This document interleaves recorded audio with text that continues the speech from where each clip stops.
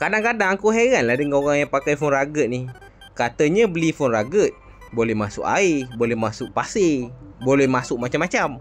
Tapi bila aku tanya, bang, telefon abang ni masalah apa? Masuk air. Habis yang korang beli phone rugged tu untuk apa? Aku tak tahu sebenarnya tau. Sebenarnya phone rugged ni memang boleh masuk air pun. Tapi ada sebilangan kes yang aku dapat bila aku tanya, abang, skrin abang blank sebab apa? Wah, itu kena air. Habis tu yang beli phone rugged tu untuk apa? Itulah permasalahan yang biasa aku hadapi kan. Tapi yang masalahnya, yang lagi besar, dia punya barang spare part tak ada dalam Malaysia ni. Biasanya aku akan suruh brother-brother yang pakai phone ni beli sendiri skrin dia dekat online. Bila dah sampai, hantarlah dekat aku.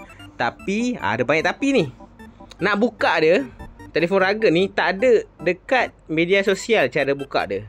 Aku kena tenung, aku kena godek, aku kena gali telefon ni cara buka macam mana. Ada kadang-kadang telefon tu memang susah sangat buka.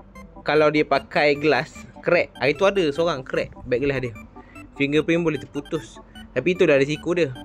Kali ni bila aku tanya, aku selotok dengan telefon ni sendiri. Rupanya aku tahu cara buka. Nasib baik, telefon ni akhirnya beritahu juga rahsia dia nak buka macam mana.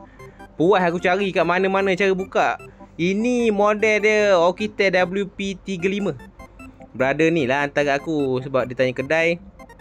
Dia orang tak nak terima. Yelah, nak buka satu hal, nak fikir satu hal.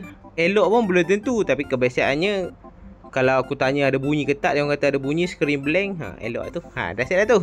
Mantap bosku.